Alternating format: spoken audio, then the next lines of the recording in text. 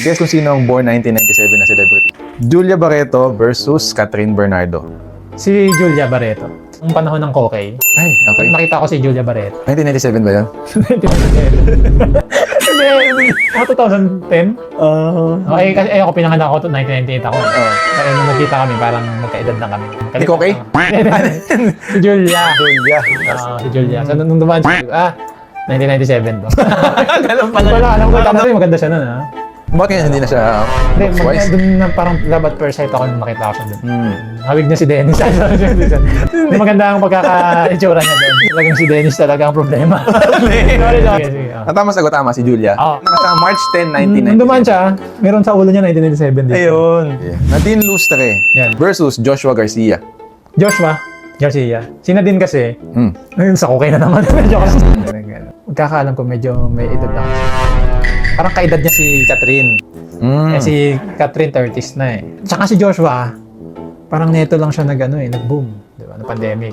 Mm. So, ibig sabihin, magaling pa siya sa Sokme. Teke siya, mas bata siya. 1997. Yan, tama ang sagot mo. Oh. 1997 si Joshua Garcia. Kasing edad niya din si Julia Barreto, 1997. Barbie Fortesa and Sofia Andres. Ito konting facts lang. Nakita ko rin si Sofia Andres. Ayan. Kasama niya yung si M. Lavilier sa ano to.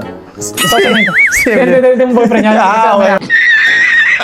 Okay. Sa lubong sila. Nagkatinginan nga kami. Nakita ko sila, maliit lang siya eh. And that time, hindi pa ata na-announce na buntis. Based sa pagkakasalubong namin. Oh. 1997 siya. Si Sofia Andres. Diba si Barbie? Hindi kami nagkasalubong. Matagal. Ay, 1998 si Sofia Andres. August 24, 1998. Si Barbie naman ay hindi mo nakasalubong. July 31, Hindi kasi 1996. Maris Racal Yeah. versus Kyla Estrada. Ay, ito madali lang to. Ano ko to eh. Nakita mo? Naka-google ko to eh. Magkaedad lang si Kyla at si Catherine. Okay. Para silang 29 o 30, ganyan. Oo. So malamang ang sagot si Maris. Nakita mo ba si Maris? Anong mga looks ni Maris nagpapabata? Masalabo ko rin yan eh. Hindi, si Maris kasi kasabay niya sa PBBC Joshua. Alam mo ba yun? Oo. So malamang 1997. May talaga yung option ko dun eh. Ah. Si Slater dapat yung isa.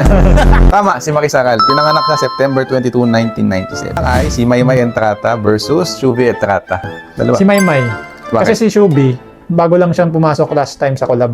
Tapos, based sa looks niya, parang feel ko mas bata siya eh. Si Maymay kasi parang medyo matagal na yung season nila eh. Nakailang boyfriend, parang medyo may nakailang boyfriend na rin siya eh. So parang medyo naka-experience na madami-dami. experiences ng marami-raming boyfriend. Kadagdag kasi yun. Si Maymay Entrata ay pinanganak May 6, 1997. Ba't kaya sila magkalapit ng apelido? Baka kasi magkalapit din yung birth nila.